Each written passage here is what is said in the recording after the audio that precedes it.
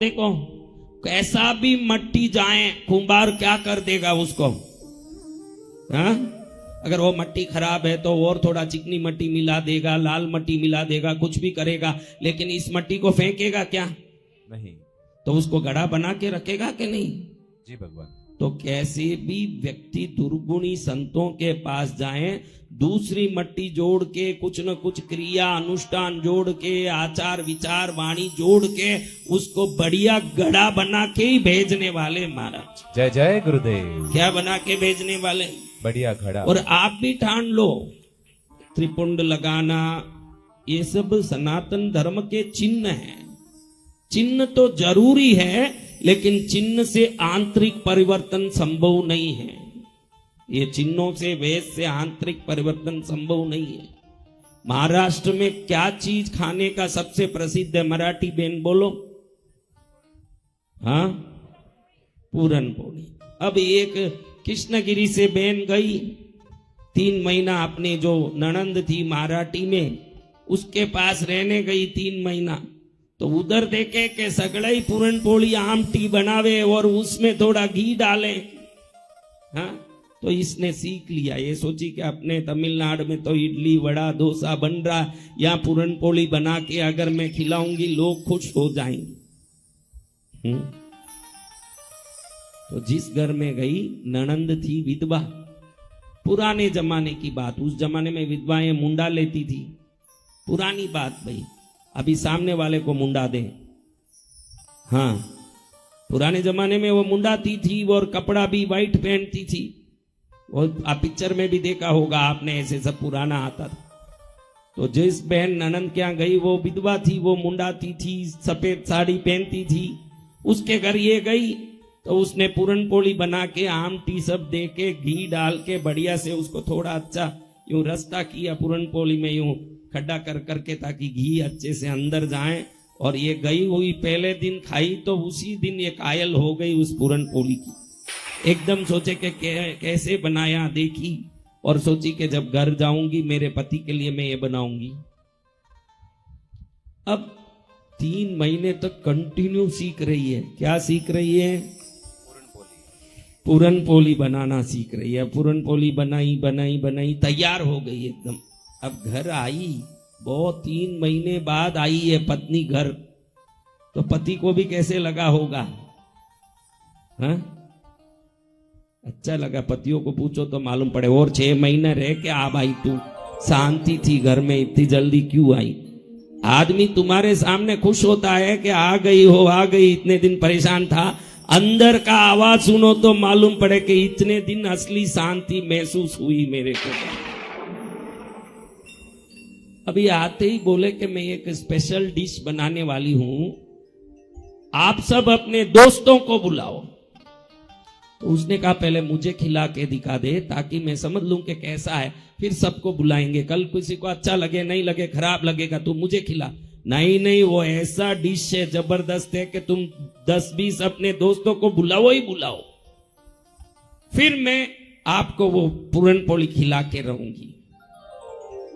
तो इसने सोचा इतनी कॉन्फिडेंस से बोल रही है तो बुला लो।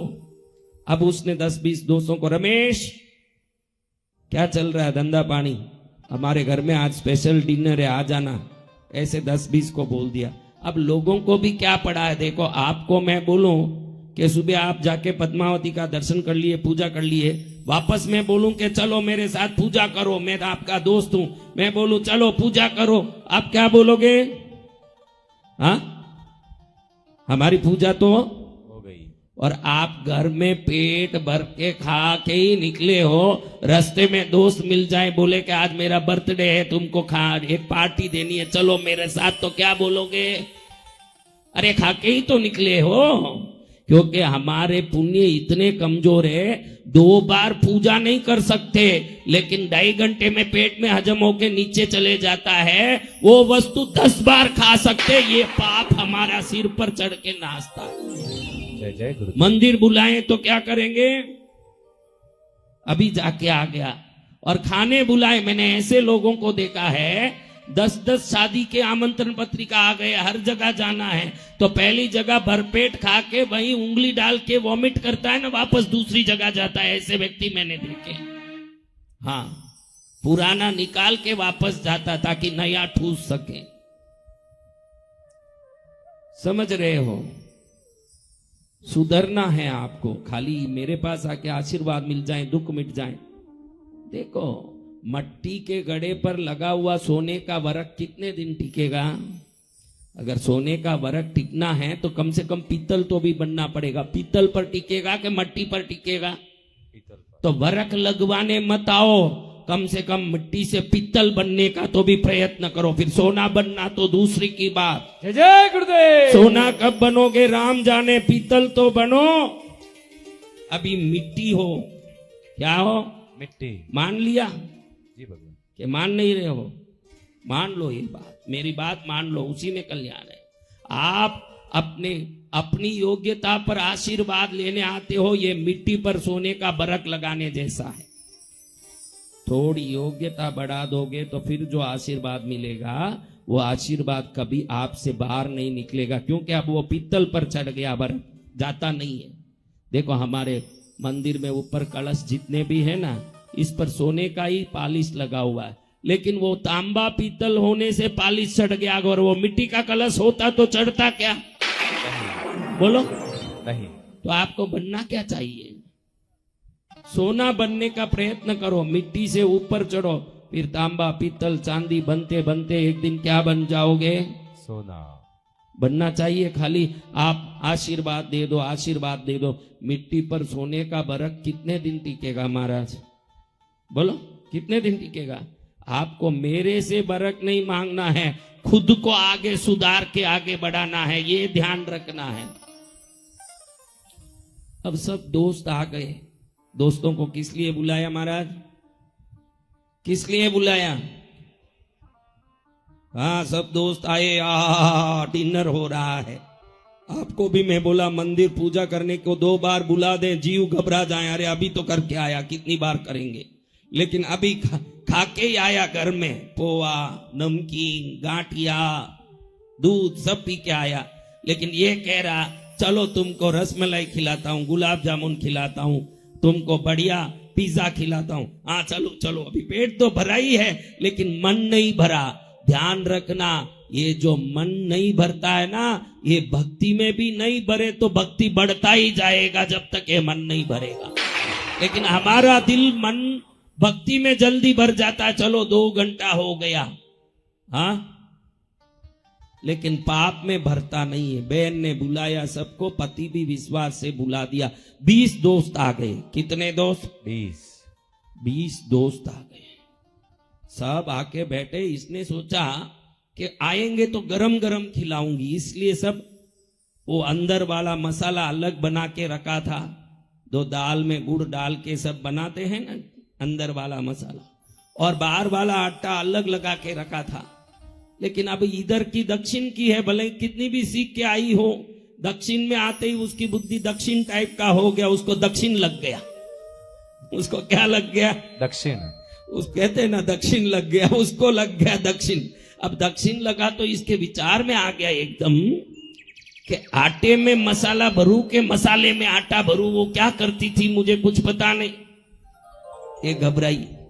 फिर सोची कि अब आटे में मसाला भरू के मसाले में आटा भरू के क्या भरू, कैसे भरू, ऐसे सोची। उधर बाहर से पति आवाज लगावे, अरे इन सबको जाना है, किसी को अभी जाके उधर रोटरी क्लब में मीटिंग है, किसी को अभी शाम को टेनिस क्लब में जाना है, किसी के घर में फंक्शन है, सब आ गए। मेरे एक शब्द को सुन के तुम जल्दी करो, वो सब निकलना है, अर्जेंट कर रहे हैं।